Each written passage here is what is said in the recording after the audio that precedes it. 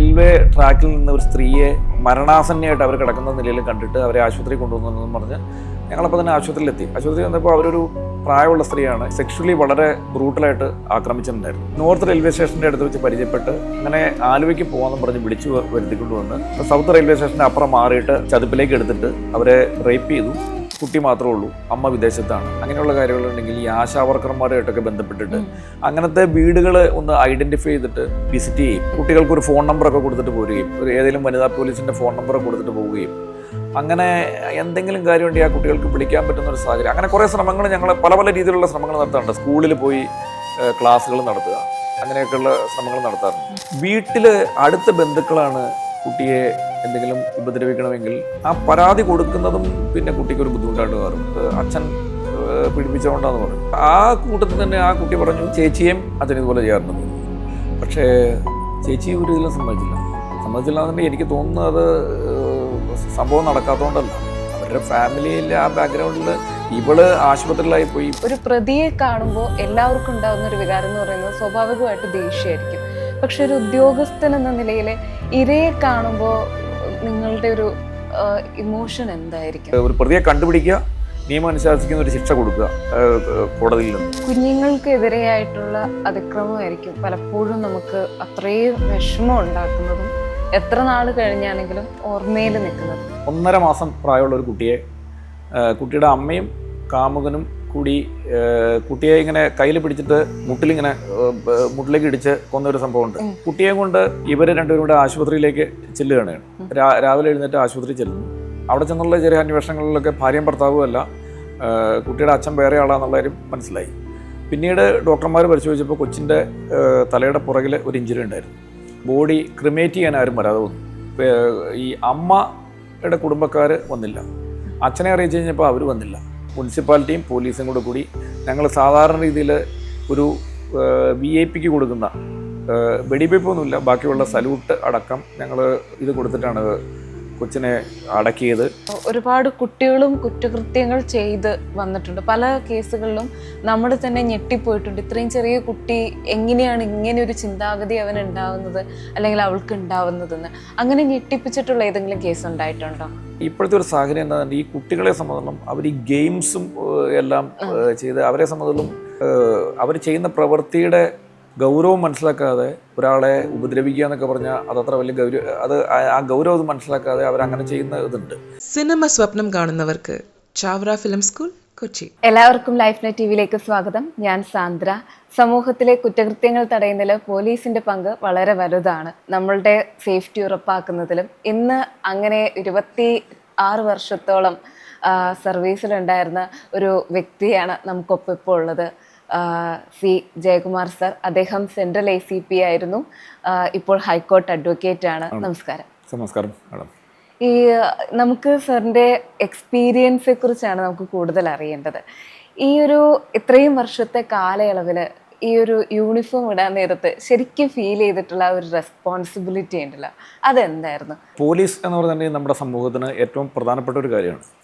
പോലീസിൻ്റെ ഒരു സേവനമില്ലാതെ നമ്മുടെ ഈ സമൂഹത്തിന് ശരിക്കും പറഞ്ഞാൽ കേരളത്തിൽ പ്രത്യേകിച്ചും നമുക്ക് ഒരു നിമിഷം പോലും മുന്നോട്ട് പോകാൻ മേലാത്ത സാഹചര്യമാണ്. അപ്പോൾ ഒരു പോലീസിലെ സ്റ്റേഷൻ ഹൗസ് ഓഫീസർ എന്നൊക്കെ പറഞ്ഞിട്ടുണ്ടെങ്കിൽ അദ്ദേഹത്തിന് ഒരുപാട് ഉത്തരവാദിത്തങ്ങളുണ്ട്. ഇത് മുഴുവൻ നിയമപരമായിട്ട് ഉള്ള ഉത്തരവാദിത്തങ്ങളല്ല. കാരണം ഞാൻ പറഞ്ഞു വരാനുള്ള കാര്യം എന്താണെന്നുണ്ടെങ്കിൽ, ഏതൊരു കാര്യത്തിനും ഒരു പരാതിക്ക് ആദ്യം സാധാരണ ആളുകൾ സമീപിക്കുന്നത് പോലീസ് സ്റ്റേഷനിലേക്കാണ്. അതിൽ പല കാര്യങ്ങളും പോലീസിന് തീരുമാനം എടുക്കാൻ മേലാത്ത കാര്യങ്ങളായിരിക്കും. എന്നാൽ പോലും അതൊരു മധ്യസ്ഥ ശ്രമത്തിൽ കൂടിയോ അല്ലെങ്കിൽ അവരെ ഒന്ന് പറഞ്ഞ് സമ്മതിപ്പിച്ചൊക്കെ ആയിട്ട് അതിനൊരു തീരുമാനം എടുക്കാൻ പോലീസ് വളരെ ശ്രമിക്കാറുണ്ട്. ഇപ്പോൾ കുറച്ച് അതിന് കുറേ മാറ്റങ്ങൾ വന്നിട്ടുണ്ട്. കാരണം പല നിയമ സംവിധാനങ്ങളുള്ളതുകൊണ്ട് ചില കാര്യങ്ങളിൽ പോലീസ് ഇടപെടുന്നതിനെ നമ്മളുടെ ഡിപ്പാർട്ട്മെൻറ്റും അതുപോലെ തന്നെ കോടതികളൊക്കെ എതിർക്കുന്നുണ്ട്. പക്ഷേ എനിക്ക് തോന്നുന്നത് എന്ത് കാര്യത്തിനാണല്ലോ ഏറ്റവും എളുപ്പത്തിൽ സമീപിക്കാൻ പറ്റുന്ന സ്ഥലം പോലീസ് സ്റ്റേഷനാണ്. ഏത് കാര്യത്തിനും പരാതിയാണെങ്കിലും അവർക്ക് എന്തെങ്കിലും ഒരു തീ പിടിച്ചാൽ പോലും ആദ്യം അറിവ് കിട്ടുന്നത് പോലീസ് സ്റ്റേഷനിലേക്കാണ്, അങ്ങോട്ടാണ് അറിയിക്കുന്നത്. പോലീസ് ചെന്നതിന് ശേഷമാണ് സാധാരണ ഫയർഫോഴ്സിനെ അറിയിക്കാറുള്ളത്. അപ്പോൾ ഒരു കനത്ത ഉത്തരവാദിത്തമാണ് പോലീസിൻ്റെ തോളിലുള്ളതെന്നാണ് എൻ്റെ ഒരു വിശ്വാസം. അത് കൃത്യമായിട്ട് പാലിക്കുകയും ചെയ്യണമെന്നാണ് ഞാൻ ആഗ്രഹിക്കുന്നതും വിശ്വസിക്കുന്നതും. ഇത്രയും വർഷത്തിൽ ഒരുപാട് കേസുകൾ അറ്റൻഡ് ചെയ്തിട്ടുള്ള ഒരു വ്യക്തിയാണ്. ഇപ്പോഴും ഓർത്തെടുക്കാൻ പറ്റുകയാണെന്നുണ്ടെങ്കിൽ ഏറ്റവും വെല്ലുവിളി നിറഞ്ഞ ഒരു കേസ് ഏതായിരിക്കും? എന്തായിരിക്കും അതിൻ്റെ ഒരു പ്രത്യേകത? അല്ല, ഇൻവെസ്റ്റിഗേഷൻ്റെ കാര്യത്തിൽ വെല്ലുവിളികളുള്ള ഒരുപാട് കേസുകൾ നമ്മൾ അന്വേഷിച്ചിട്ടുണ്ട്. അത് ആ അന്വേഷണങ്ങളെല്ലാം ഒരു ടീം വർക്കാണ്, ഒരു ഇൻഡിവിജ്വൽ അന്വേഷണമല്ല. പക്ഷേ ആ അന്വേഷണത്തിൻ്റെ ഒരു ഒരു മേലുദ്യോഗസ്ഥൻ്റെ ഒരു റോളെന്ന് പറഞ്ഞിട്ടുണ്ടെങ്കിൽ അതിന് പറ്റിയ എല്ലാ സംവിധാനങ്ങളും ശരിയായി കൊടുക്കുക, അതിന് കൃത്യമായ ഡയറക്ഷൻസ് കൊടുക്കുക, അതുപോലെ നല്ല ആളുകളെ ആ ടീമിലേക്ക് ഇടുക. ഇതൊക്കെയാണ് സാധാരണ ഒരു മേലുദ്യോഗസ്ഥൻ ചെയ്യേണ്ടത്. ഫീൽഡ് വർക്ക് ചെയ്യുന്ന മിക്കവാറും നമ്മുടെ താഴെയുള്ള ഉദ്യോഗസ്ഥരായിരിക്കും. നമുക്ക് മുകളിൽ നിന്നും നിർദ്ദേശം കിട്ടും. പോലീസിനെല്ലാം ഒരു ടീം വർക്കാണ്. അങ്ങനെ എനിക്ക് ഓർക്കാൻ പല കേസുകളുണ്ട്. കാരണം എന്നെ സംബന്ധിച്ച് അത് വളരെ പ്രധാനപ്പെട്ട കേസുകളാണ്. അത് അത്രയൊന്നും ചിലപ്പം മാധ്യമ ശ്രദ്ധ വന്നിട്ടുണ്ടാവില്ല. പക്ഷേ എന്നെ സംബന്ധിച്ചോളം വളരെ പ്രധാനപ്പെട്ട കേസുകളാണ്. പിന്നെ ഞാൻ മറ്റൊരു കാര്യം എന്നാ ചെയ്യുന്നതിന് എന്നെ സംബന്ധിച്ചോളം ഞാൻ പല കേസുകളും വലിയ വാർത്താ പ്രാധാന്യം ഇല്ലാതെയാക്കാൻ ഒരു രണ്ട് തരത്തിലുള്ള പോലീസിംഗ് ഉണ്ട് എൻ്റെ വിശ്വാസത്തിൽ. റിയാക്റ്റീവ് പോലീസിങ്ങും പ്രോ ആക്റ്റീവ് പോലീസിങ്ങും. അപ്പോൾ ഞാൻ സാധാരണ ചെയ്യണ എങ്ങനെയാണെന്നുണ്ടെങ്കിൽ ഒരു പ്രോ ആക്റ്റീവ് പോലീസിങ് ചെയ്യാറാണ് പതിവ്. അപ്പോൾ ഞാൻ എവിടെയെങ്കിലും ജോലി ചെയ്യുകയാണെങ്കിൽ സാധാരണ എനിക്ക് 3 കൊല്ലം 4 കൊല്ലമൊക്കെ ഞാൻ മിക്കവാറും സ്ഥലങ്ങളിൽ ജോലി ചെയ്തിട്ടുണ്ട്. ഇവിടെ തന്നെ ഞാൻ 2021 വന്നിട്ട് 2021 വന്നിട്ട് 2025 ഞാൻ റിട്ടയർ ചെയ്യുമ്പോഴാണ് ഇവിടെ നിന്ന് ഞാൻ മാറിപ്പോയത്. ഇടയ്ക്ക് ഇലക്ഷൻ്റെ സമയത്ത് ഈ ഭാഗത്ത് നിൽക്കാൻ ഞാൻ ഈ നാട്ടുകാരനായതുകൊണ്ട് ഈ ഭാഗത്ത് നിൽക്കാൻ പറ്റാത്തത് കൊണ്ട് കാട്ടാക്കട DVSP ആയിട്ട് പോയെന്നുള്ളൂ. അപ്പം ഞാൻ പറഞ്ഞത് ഈ കേസുകൾ ഉണ്ടാവാതിരിക്കാനുള്ള ശ്രമങ്ങളാണ് സാധാരണ നമ്മൾ നടത്താറ്. അതിന് ഞാൻ കുറേ സ്റ്റെപ്പുകൾ എടുക്കാറുണ്ട്. അത് മാഡം ചോദിക്കുകയാണെങ്കിൽ ഞാൻ പിന്നീട് പറയാം. കേസിൻ്റെ അന്വേഷണത്തിൻ്റെ കാര്യത്തിൽ എന്ന് പറഞ്ഞിട്ടുണ്ടെങ്കിൽ എനിക്ക് ഈ കൊച്ചി സിറ്റിയിൽ വന്നതിന് ശേഷം ഒരു സംഭവം ഉണ്ടായിരുന്നു. ഒരു 59 വയസ്സുള്ളൊരു സ്ത്രീ. അപ്പം ഞാൻ അന്ന് നൈറ്റ് പട്രോളിന് ഇറങ്ങിയതായിരുന്നു. നൈറ്റ് പട്രോളിന് ഞാനും ഡ്രൈവറും പോലീസുകാരും ഉണ്ട്. അപ്പോൾ ഞങ്ങൾക്ക് പെട്ടെന്ന് ഈ റെയിൽവേ ട്രാക്കിൽ നിന്ന് ഒരു സ്ത്രീയെ മരണാസന്നയായിട്ട് അവർ കിടക്കുന്ന നിലയിൽ കണ്ടിട്ട് അവരെ ആശുപത്രി കൊണ്ടുവന്നെന്ന് പറഞ്ഞ് ഞങ്ങളപ്പോൾ തന്നെ ആശുപത്രിയിലെത്തി. ആശുപത്രി വന്നപ്പോൾ അവരൊരു പ്രായമുള്ള സ്ത്രീയാണ്, ഇത്തിരി സെൻസൊക്കെ കുറവുള്ളവരാണ്. അവരെ സെക്ഷുവലി വളരെ ബ്രൂട്ടലായിട്ട് ആക്രമിച്ചിട്ടുണ്ടായിരുന്നു. അതുപോലെ തന്നെ അവർക്ക് പരിക്കുകളൊക്കെ ഉണ്ടായിരുന്നു. അപ്പോൾ അവരവിടെ ഇവിടെ നമ്മുടെ കമ്മട്ടിപ്പാടം ഭാഗത്തായിട്ട് സാധാരണ ആളുകൾ നടക്കാത്തതും പകൽ പോലും ആളുകൾ നടക്കാത്ത രാത്രി വളരെ വിജനമായൊരു സ്ഥലത്ത് ഒരു ചതുപ്പിൽ ഇവർ കിടക്കുകയായിരുന്നു. അവരെ അപ്പോൾ ആ സമയത്ത് കണ്ടില്ലായിരുന്നെങ്കിൽ അവർ മരിച്ചു തന്നെ. അവരെ കാണാനുള്ള സാഹചര്യം അവിടെ താമസിക്കുന്ന കുറേ ആളുകൾ ഇങ്ങനെ അതിൽ നടന്നു കഴിഞ്ഞപ്പോൾ ഒരു കരച്ചിൽ പോലെ കേട്ട പോലെ എന്നിട്ട് അവർ ചെന്നിട്ടാണ് ഉള്ളിൽ നിന്ന് ആ സ്ത്രീ എടുത്തുകൊണ്ട് വരുന്നത്. അപ്പോൾ ആ സ്ത്രീയെ സെക്ഷലി അറ്റാക്ക് ചെയ്തിരുന്നു. അപ്പോൾ അവരുടെ മൊഴി എടുത്തതിന് ശേഷം അപ്പോൾ അവർ പറഞ്ഞു അവരെ ഒരു ഹിന്ദിക്കാരൻ നോർത്ത് റെയിൽവേ സ്റ്റേഷൻ്റെ അടുത്ത് വെച്ച് പരിചയപ്പെട്ട് അവിടുന്ന് അയാൾ ആലുവയ്ക്ക് പോകാമെന്ന് പറഞ്ഞു. ഈ ഹിന്ദിക്കാരനോട് സംസാരിച്ചപ്പോൾ അങ്ങനെ ആലുവയ്ക്ക് പോകാമെന്ന് പറഞ്ഞ് വിളിച്ചു വരുത്തിക്കൊണ്ട് വന്ന് അവിടെ നമ്മുടെ സൗത്ത് റെയിൽവേ സ്റ്റേഷൻ്റെ അപ്പുറം മാറിയിട്ട് റോഡിൽ ട്രാക്ക് കട്ട് ചെയ്ത് ഇങ്ങോട്ട് വന്നൊരു വഴിയിൽ അവിടെ വെച്ച് അവർ വന്ന വഴിക്ക് ഈ ചതുപ്പിലേക്ക് എടുത്തിട്ട് അവരെ റേപ്പ് ചെയ്തിട്ട് അയാൾ പോയി. അങ്ങനെയാണ് ഇത്. അപ്പോൾ ഇവർക്കിടെ സംസാരവും മൊഴിയൊക്കെ അത്ര പൂർണ്ണമായിട്ട് നമുക്ക് അങ്ങ് എന്ന് പറഞ്ഞാൽ എന്തെങ്കിലും ചില മിസ്സിങ് ഇതൊക്കെ ഉണ്ട്. ഞങ്ങൾ അന്നേരം ആ കാര്യങ്ങളെല്ലാം വെരിഫൈ ചെയ്തപ്പോൾ അവർ പറഞ്ഞത് ശരിയാണ്. അവരുടെ കൂട്ടത്തിൽ നോർത്ത് റെയിൽവേ സ്റ്റേഷനിൽ ഒരാൾ വരുന്നുണ്ട്. ആ ആളുമായിട്ട് ഇവർ വന്ന് ഇടയ്ക്കിടയ്ക്ക് ബ്രേക്ക് ഉണ്ടെങ്കിലും ഏകദേശമൊക്കെ ഇവർ ഈ പറഞ്ഞ ആ ഭാഗം വരെ അവർ ഒരുമിച്ച് വരുന്നുണ്ട്. അതിനെ തുടർന്ന് അവിടെ ആ സ്ഥലം മുഴുവനായിട്ട് പരിശോധിച്ചപ്പോൾ അവിടെ നിന്ന് ഒരു ചെരുപ്പ് കിട്ടി, പിന്നെ 1-2 ഡീറ്റെയിൽസ് കിട്ടി. അതിൽ സെൻട്രൽ പോലീസ് സ്റ്റേഷനിലെ സ്ക്വാഡുകാർ അന്വേഷിച്ച് അതിലൊരു പ്രതിയെ കണ്ടെത്തി. അത് കൃത്യമായിരുന്നു. അയാളുടെ ഈ ചെരുപ്പിൻ്റെ മിസ്സിങ് ചെരുപ്പ് അയാളുടെ കയ്യിലുണ്ടായിരുന്നു. അയാൾ ഒരു മൈഗ്രൻ്റ് ലേബറായിരുന്നു. അതിനുവേണ്ടി ഇതിപ്പോൾ നമ്മൾ പറയുമ്പോൾ പെട്ടെന്ന് തീർന്നെങ്കിലും ഇതൊരു വലിയ ശ്രമം അതിൻ്റെ പുറകിലുണ്ട്. ഉദാഹരണത്തിന് സോഷ്യൽ മീഡിയ പോലും അതിൻ്റെ അകത്ത് സഹായകരമായിരുന്നു. കാരണം ഇതേ ചെരുപ്പിട്ടുകൊണ്ട് ഇയാൾ സോഷ്യൽ മീഡിയയിൽ ഇരിക്കുന്ന ഒരു ഫോട്ടോ ഇട്ടിട്ടുണ്ടായിരുന്നു. ഇയാളുടെ ഒരു പ്രത്യേകത, ഇയാൾ കുറേ നാളായിട്ട് ഇവിടെ താമസിച്ച് അയാൾക്ക് മലയാളമൊക്കെ അറിയാം. അയാൾ സോഷ്യൽ മീഡിയയിലൊക്കെ മലയാളം കണ്ടൻറ്റൊക്കെ ഇടുന്ന ആളായിരുന്നു. ആ കേസ് ഞങ്ങൾക്ക് വളരെ സാറ്റിസ്ഫാക്ഷൻ, എനിക്ക് മാത്രമല്ല അത് ഒരാൾക്കല്ല, വളരെ സാറ്റിസ്ഫാക്ഷൻ ഉണ്ടായ കേസാണ്. അതിന് ഞങ്ങൾ ഒരുപാട് എഫർട്ട് എടുത്തിരുന്നു. അത് പ്രതിയെ അറസ്റ്റ് ചെയ്തു. പ്രതി ഇപ്പോൾ ഇതിൽ ട്രയൽ ഫേസ് ചെയ്തുകൊണ്ടിരിക്കുകയാണ്. പേരൊന്നുമൊക്കെ നമുക്ക് ഡീറ്റെയിൽസ് മുഴുവൻ പറയാൻ പറ്റില്ല. അങ്ങനെ കേസുകൾ കുറേ ഉണ്ട്. കേസുകളെ കുറിച്ച് പറയാനാണെങ്കിൽ ഇതുപോലെ പലപ്പോഴും നമുക്ക് ഇത്തരം കേസുകളിൽ ഒരു പ്രതിയെ കാണുമ്പോൾ എല്ലാവർക്കും ഉണ്ടാകുന്ന ഒരു വികാരം എന്ന് പറയുന്നത് സ്വാഭാവികമായിട്ട് ദേഷ്യമായിരിക്കും. പക്ഷെ ഒരു ഉദ്യോഗസ്ഥൻ എന്ന നിലയിൽ ഇരയെ കാണുമ്പോൾ നിങ്ങളുടെ ഒരു ഇമോഷൻ എന്തായിരിക്കും? അത് ഇരയെ കാണുമ്പോൾ തീർച്ചയായിട്ടും വളരെ നമുക്ക് ഇത്രയും ആക്രമിച്ച ഇങ്ങനത്തെ ആക്രമണമൊക്കെ എന്ന് പറഞ്ഞിട്ടുണ്ടെങ്കിൽ പോലീസ് സ്റ്റേഷനിലുള്ള സാധാരണ കേസുകളിൽ പല രീതിയിലുള്ള കേസുകൾ വരും. അതിൽ ഒരു 2% അല്ലെങ്കിൽ 1% ഇങ്ങനത്തെ കേസുകളുള്ളൂ.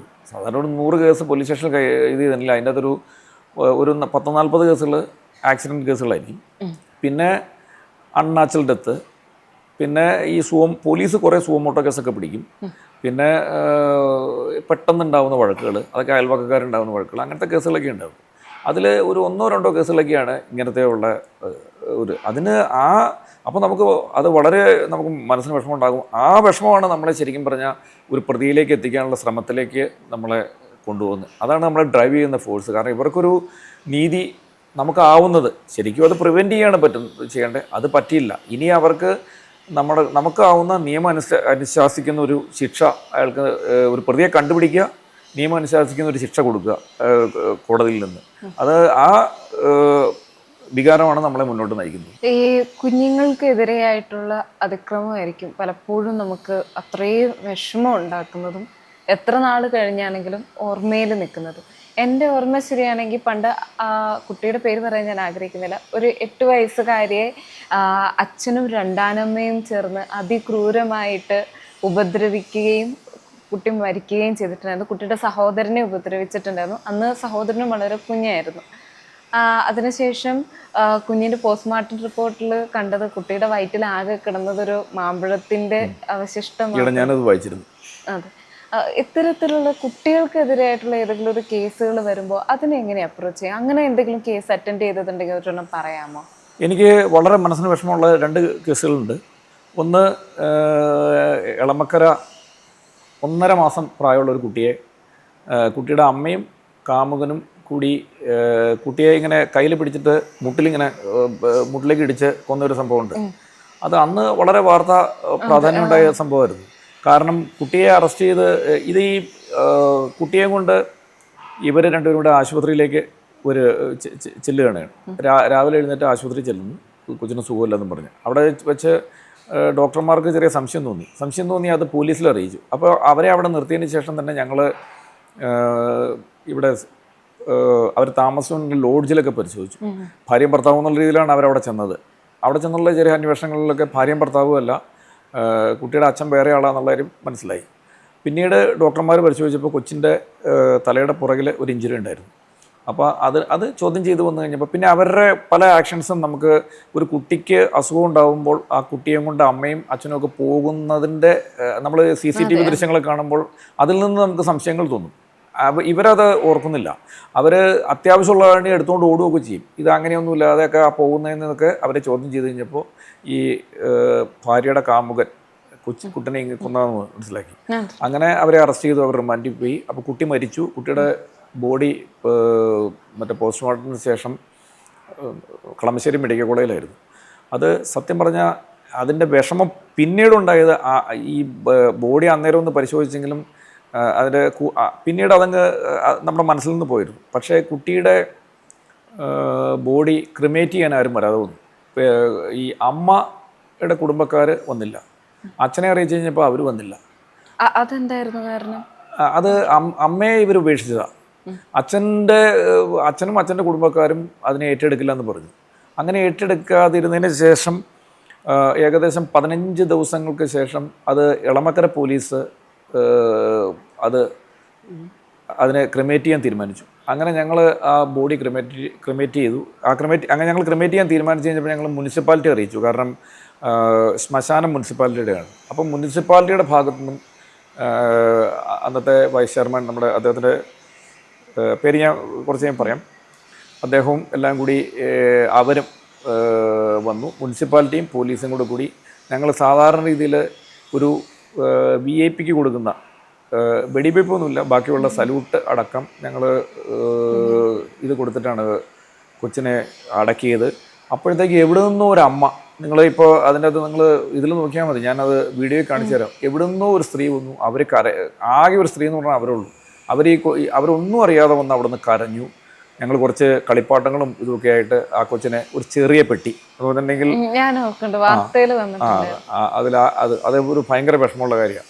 പിന്നെ ഞാൻ ആലോചിക്കും, ഈ ചിലപ്പോൾ അവൻ ഇനി വളർന്നിങ്ങ് വന്നു കഴിഞ്ഞിട്ട് ചിലപ്പോൾ ഇതിൽ കൂടുതൽ പീഡനങ്ങൾ അനുഭവിക്കേണ്ടി വരുമായിരിക്കും. ഈ അമ്മയുടെയും ഇവരുടെയും കൂട്ടത്തിലല്ലേ.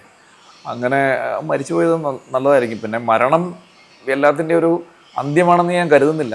അപ്പോൾ ഈ ലോകത്ത് നിന്ന് രക്ഷപ്പെട്ടു എന്ന് കരുതിയാൽ മതി.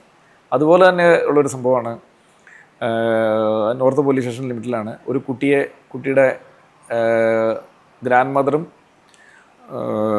മദറിൻ്റെ ലവറും കൂടി വെള്ളത്തിൽ മുക്കി കൊന്നു സംഭവമുണ്ട്. അപ്പോൾ ഒരു 5 വയസ്സുള്ള പയ്യനും ഈ 1.5 വയസ്സുള്ള കുട്ടിയും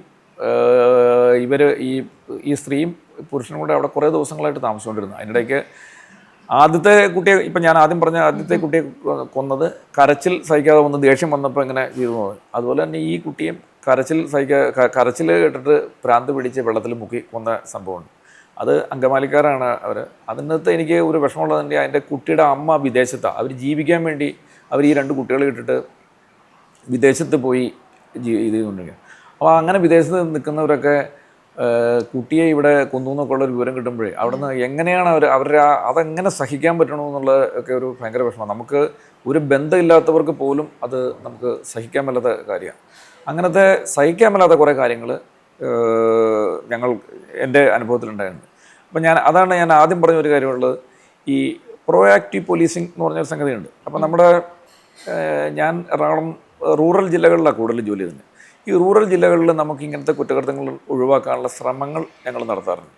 അതിൽ ശ്രമം എന്ന് പറഞ്ഞിട്ടുണ്ടെങ്കിൽ ഒന്ന്, ഈ വൾണറബിളായിട്ടുള്ള കുട്ടികളെ ഒന്ന് കണ്ടുപിടിക്കുക എന്നുള്ളതാണ്. മറ്റേ വാടകയ്ക്കൊക്കെ താമസിക്കുകയാണ്, ഈ കുട്ടി മാത്രമേ ഉള്ളൂ, അമ്മ വിദേശത്താണ്, അങ്ങനെയുള്ള കാര്യങ്ങളുണ്ടെങ്കിൽ ഈ ആശാവർക്കർമാരുമായിട്ടൊക്കെ ബന്ധപ്പെട്ടിട്ട് അങ്ങനത്തെ വീടുകൾ ഒന്ന് ഐഡൻറ്റിഫൈ ചെയ്തിട്ട്, അപ്പോൾ അന്ന് ജനമൈത്രി പ്രോഗ്രാമൊക്കെ ഉള്ളതാണല്ലോ, അപ്പോൾ ആ വീടുകളിൽ നമ്മളൊന്ന് വിസിറ്റ് ചെയ്യും.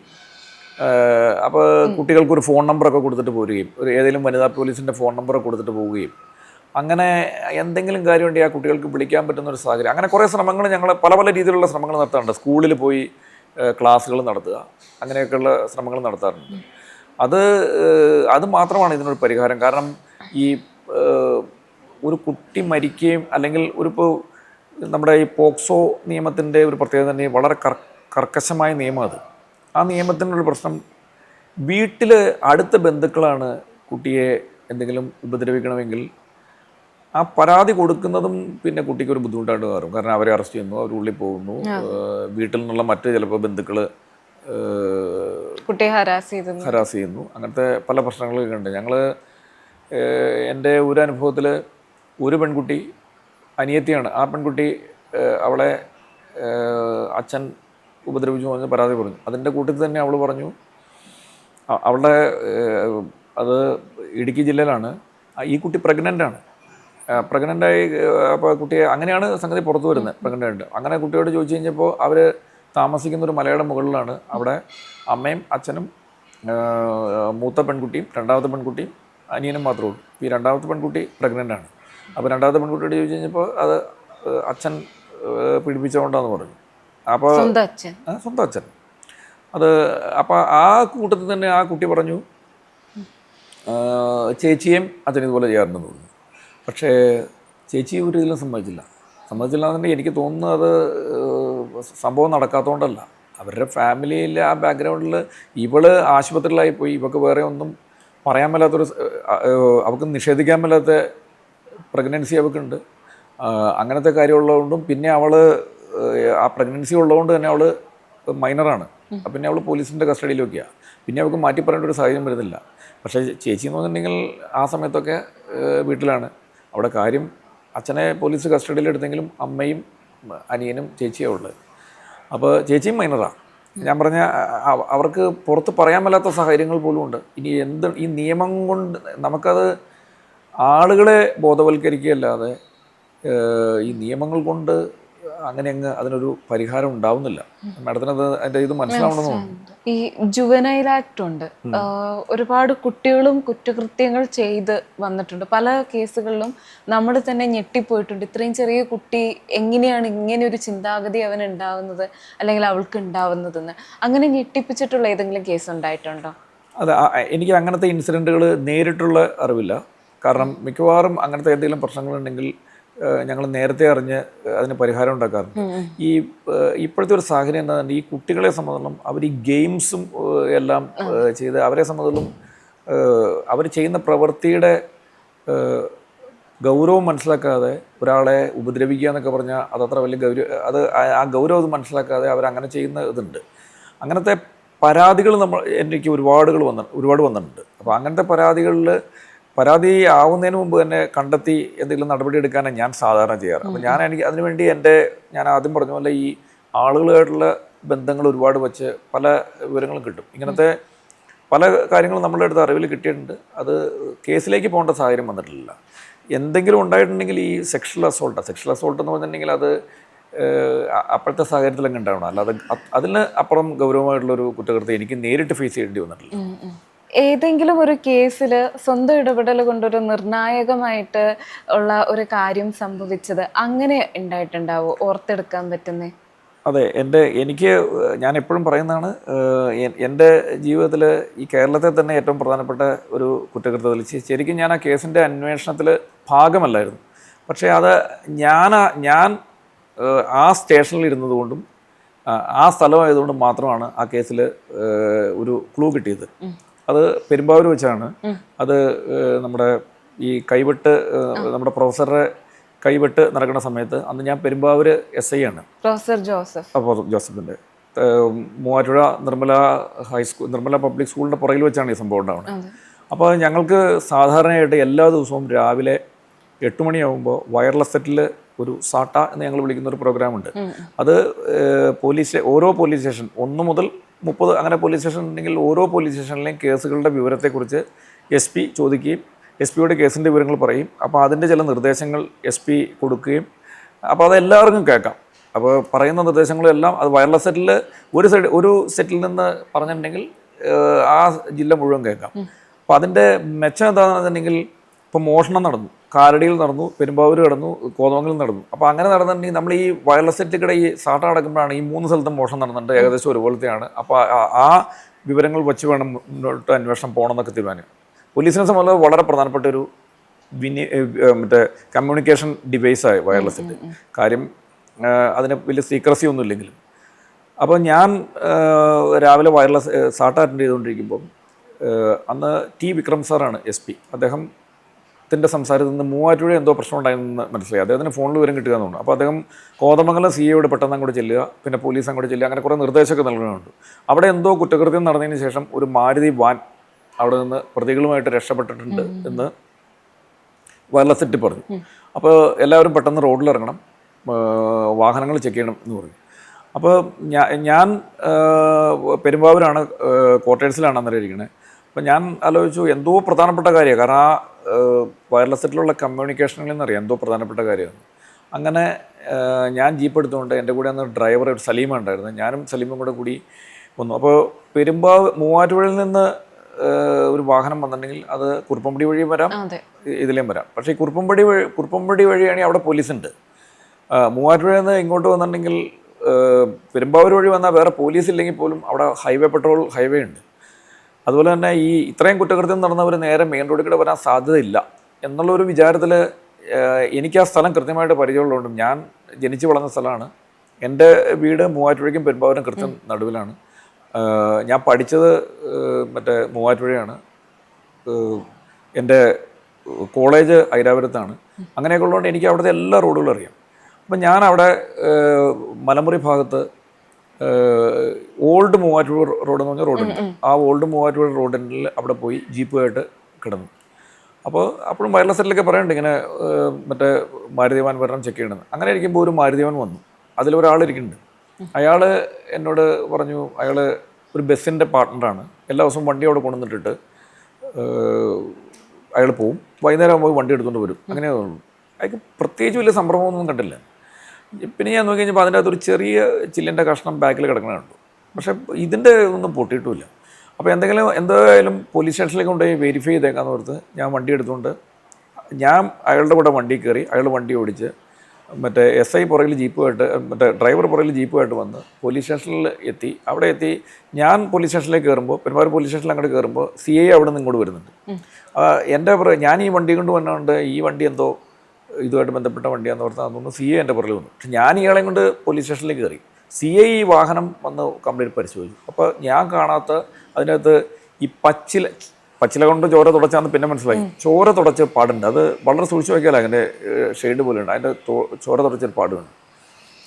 അപ്പോൾ ഇതെന്തോ ഗൗരവമുള്ളതെന്ന് ഞങ്ങൾ അയാളോട് കാര്യങ്ങൾ ചോദിച്ചപ്പോൾ അയാൾക്ക് ഈ സംഭവമായിട്ട് അറിവില്ല. പക്ഷേ അയാൾ എന്തോ ഒരു കുറ്റകൃത്യം നടന്നതിന് ശേഷം വണ്ടി കൊണ്ടെത്തിയെന്നൊക്കെ ഞങ്ങളോട് അന്ന് പറഞ്ഞു.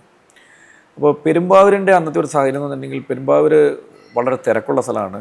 അതുപോലെ തന്നെ അവിടെ പെട്ടെന്ന് ആൾക്കൂട്ടങ്ങൾ ഉണ്ടാകുന്ന സ്ഥലമാണ്. പോലീസ് സ്റ്റേഷൻ ഉപരോധിക്കാൻ അങ്ങനത്തെ പ്രശ്നങ്ങളൊക്കെ ഉള്ളതാണ്.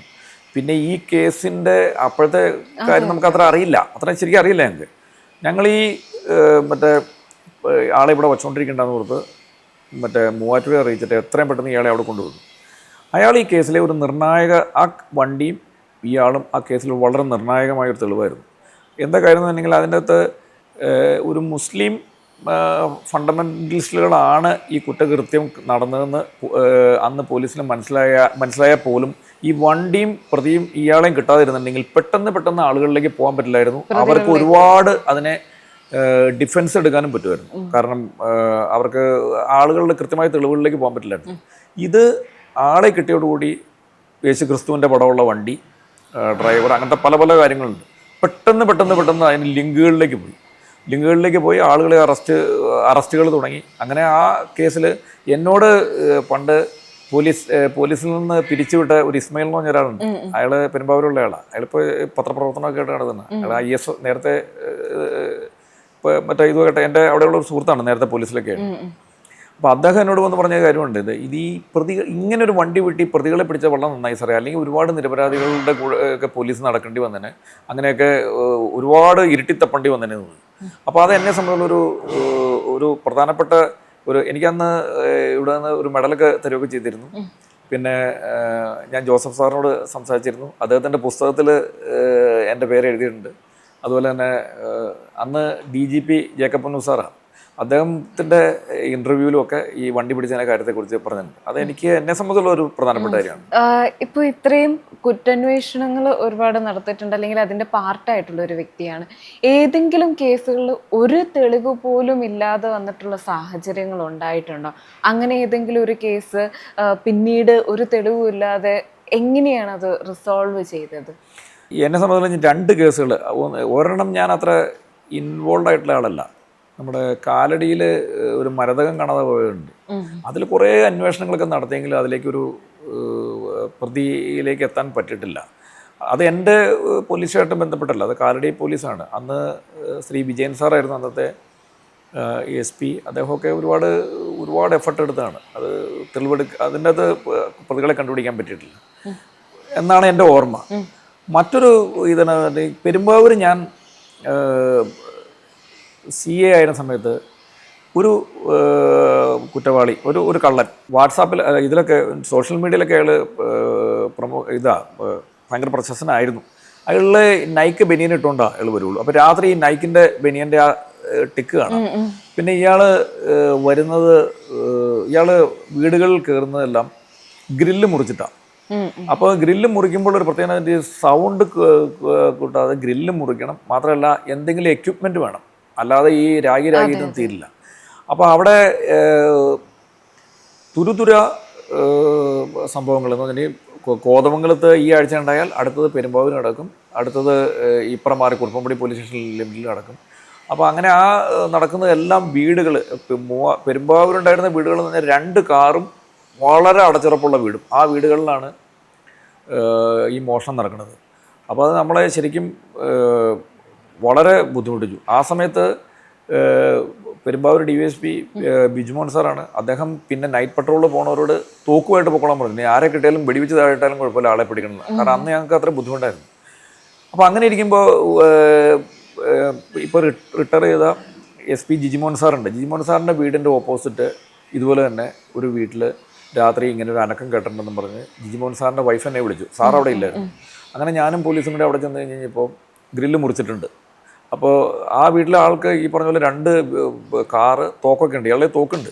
തോക്കായിട്ട് ഇയാൾ എടുക്കുക. ഇയാൾ പറയണ മേളിൽ ഇവൻ മേളിലേക്ക് പോയിട്ടുണ്ട്, മേളിലുണ്ട് എന്ന് പറഞ്ഞാൽ മുകളിൽ നിന്ന് രക്ഷപ്പെടാനൊന്നും മാർഗമൊന്നുമില്ല. അപ്പോൾ ആളെ കിട്ടിയെന്നുള്ള കാര്യം ഞങ്ങൾ ഉറപ്പിച്ച് അങ്ങനെ ഇരുന്നു. പോലീസിനെയൊക്കെ വിളിച്ച് വന്ന് കംപ്ലീറ്റ് പരിശോധിച്ചിട്ടും അയാളെ കിട്ടിയില്ല. അയാൾ അങ്ങനെ ബർമുഡ കള്ളൻ എന്നൊക്കെ പറഞ്ഞാൽ അയാൾ വളരെ പ്രശസ്തനായിരുന്നു. നെറ്റ് അടിച്ച് നോക്കി കഴിഞ്ഞിട്ട് അറിയാം. പക്ഷെ അപ്പോൾ അയാളെ അപ്പം ഞാൻ അതിനെ അന്വേഷിച്ച് കഴിഞ്ഞപ്പം അതിന് മുമ്പ് ഞാൻ CA ആവുന്നതിന് മുമ്പ് അവിടെ CA ആയിരുന്ന ബൈജു പോലോസ് ഉണ്ട് നമ്മുടെ. ബൈജു പോലോസൊക്കെ ഇയാളെ കുറേ അന്വേഷിച്ചുകൊണ്ടിരുന്ന അവൻ്റെ ഓരോ മോഡസ് ഓപ്പറാണ്ടിയൊക്കെ പഠിച്ച് അങ്ങനെ. ഞങ്ങൾക്ക് അതിന് കിട്ടിയില്ല. അതിന് ശേഷം പെരുമ്പാവൂർ അവനെ പിടിച്ചു. എങ്ങനെയോ ആക്സിഡൻ്റലി അവനെ പിടിച്ചതാണ്. അപ്പോൾ അവൻ കുറുപ്പമ്പടിയിൽ വാടകയ്ക്ക് താമസിക്കുന്ന ഒരാളായിരുന്നു. അവൻ്റെ ഉപകരണങ്ങളൊക്കെ കണ്ടെത്തി അവനെ പിടിക്കണം എന്നുള്ളത് എൻ്റെ ഒരു ആഗ്രഹമായിരുന്നു. പക്ഷെ അത് കിട്ടിയില്ല. അതാണ് ഒരു അനുഭവം. അങ്ങനെയാണ് മോഷണം. അങ്ങനെ എന്തെങ്കിലുമൊക്കെ തെളിവുകൾ നമുക്ക് കിട്ടും, പക്ഷെ കിട്ടാതിരുന്ന ഇതുമുണ്ട്. സിനിമ സ്വപ്നം കാണുന്നവർക്ക് ചാവറ ഫിലിം സ്കൂൾ, കൊച്ചി.